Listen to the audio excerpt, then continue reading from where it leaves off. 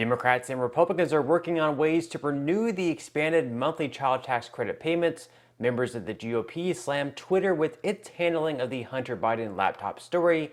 Donald Trump denies he suggested to terminate the Constitution, and stimulus payments are going to continue being sent out through the rest of this year in one state. We'll go over all the details on that. So, hello everyone, and welcome back to your daily government and financial news update. In today's video, we'll be going over all the news that I just mentioned in a nonpartisan fashion, along with some other updates in the stock market and Bitcoin. Now, if you enjoy the content in this video and you would like to show support for my channel, the very best way you can do that is by giving this video a like and also sharing it to others that may enjoy it as well. Okay, so jumping right into our first story for today, just days after Donald Trump suggested the Constitution should be terminated, he is now denying the claims that he made, writing, "The fake news is actually trying to convince the American people that I said I wanted to terminate the Constitution. This is simply more disinformation and lies." The post that's being alluded to is one he made over the weekend, which stated, "A massive fraud of this type and magnitude allows for the termination of all rules, regulations, and articles, even those found in the Constitution." Republicans, in response to this post, were critical of it, saying the Constitution should absolutely not be terminated, but Trump's post was in response to the recent release of internal Twitter emails showing the correspondence going on over a New York Post story about certain materials found on Hunter Biden's laptop. So let me know down in the comment section below what you think about Trump's post. Was it an overreaction? Do you believe that he's helping his chances in his bid for re-election, or do you believe that he's only hurting his chances by making such posts? The Federalist writes, "Insider documents released on Friday confirmed Twitter's decision to suppress the New York Post's legitimate reporting about Hunter Biden's laptop mere weeks before the 2020 presidential election was a political one. The Twitter files passed by the big tech giant new CEO Elon Musk to independent journalist Matt Taibbi proves Twitter censors, which have a history of interfering with elections, colluded to throttle the news of the Biden's family deep corruption. The documents also demonstrate those leftist censors happily excused the company's election meddling on behalf of President Joe Biden using a weak and manufactured, quote, hacked materials policy." In this series of emails, it was detailed and noted by Taibbi that Twitter took extraordinary steps to suppress the story, removing links and posting warnings that it may be unsafe. The House Republicans tweeted, "This is what collusion looks like," retweeting a post from the Twitter files, saying that by 2020, requests from the connected actors to delete tweets were routine. One executive would write to another, quote, "More to review from the Biden team." The reply would come back, "Handled." Some people argue that if the story was not suppressed, Donald Trump would have defeated Joe Biden in the 2020 presidential election. So I am definitely curious about what you think about that. If the story was not suppressed, maybe if you heard about it and those materials on Hunter Biden's laptop came back to be something that reflected in a bad way on Joe Biden, would that have changed your vote? Would you have changed your vote from Biden over to Trump? And do you think that it really would have mattered? Do you think that a large amount of people would have changed their vote from Joe Biden over to Donald Trump and that Trump would have actually won the election if that story was not suppressed? Leave your thoughts down in the comments section below.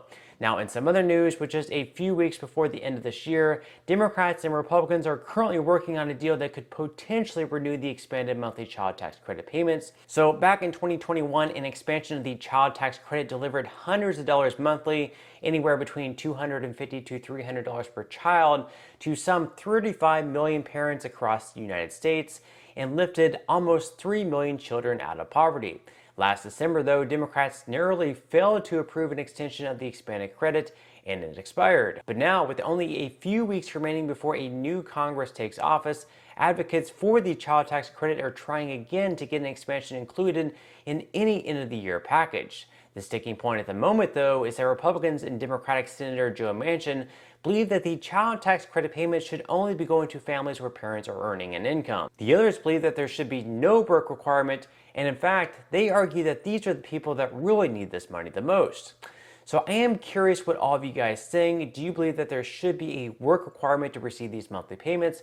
Or do you believe that even families without an income, or perhaps maybe just a lower income, should also be eligible to get the full amount? Now, the biggest negotiating card the Democrats have right now is certain expiring business tax breaks. such as being able to deduct R&D spending the same year the investments are made, rather than over a period of 5 years. So Democrats hope that if they renew those tax breaks, in return, Republicans will be in favor of renewing the child tax credit payments, and those payments will be able to go to even the low-income families. Again, these monthly payments and the child tax credit does happen to be a bipartisan issue. Both Republicans and Democrats are in favor of it.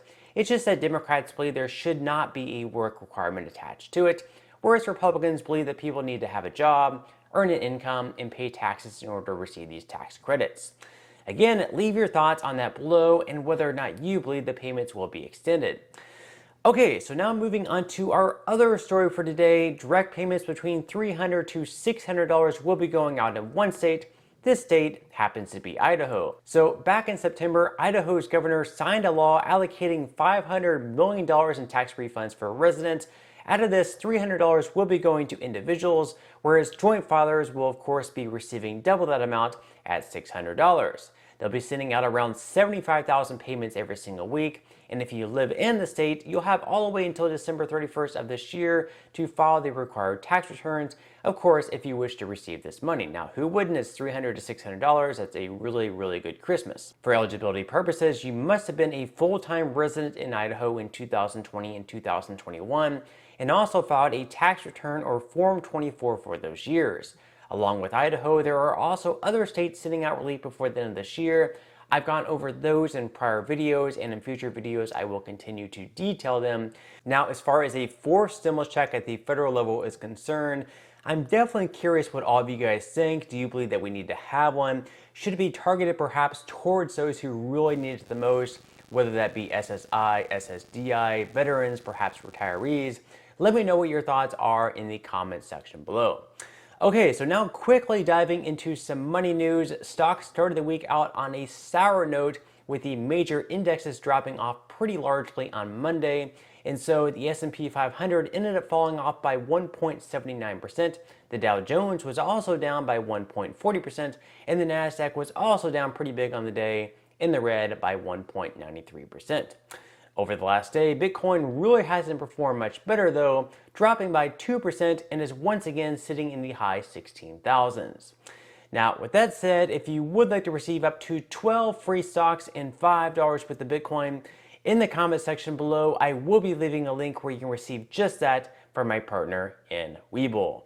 And even if you don't feel like investing at this time for whatever reason, once you receive the free stocks, what you can always do is just sell them for what they're worth and then transfer that money right back to your bank account. So in total, you should be receiving a value of at least $50 or more, although some people have actually gotten especially lucky in the past and have actually received over $3,000. So really, you can think of this as just some free extra money with just a few minutes of work. Now, to receive these free stocks, first what you must do is to first open an account, and then you have to deposit any amount. It can be as little as 1 penny. And then once you receive the free stocks, of course, you can transfer whatever you deposited, whether it be 1 penny, $1, whatever, you can transfer that money right back to your bank account. But on that note, I'm going to go ahead and wrap up this video. If you enjoyed the content in today's video and you would like to see more like it, make sure to give this video a like. I would definitely appreciate it if you would. Subscribe to my channel and also ring the notification bell. That way you will be the very first to be notified when I do release future videos. And until next time, I hope you have a wonderful day ahead, and I'll see you in the next video.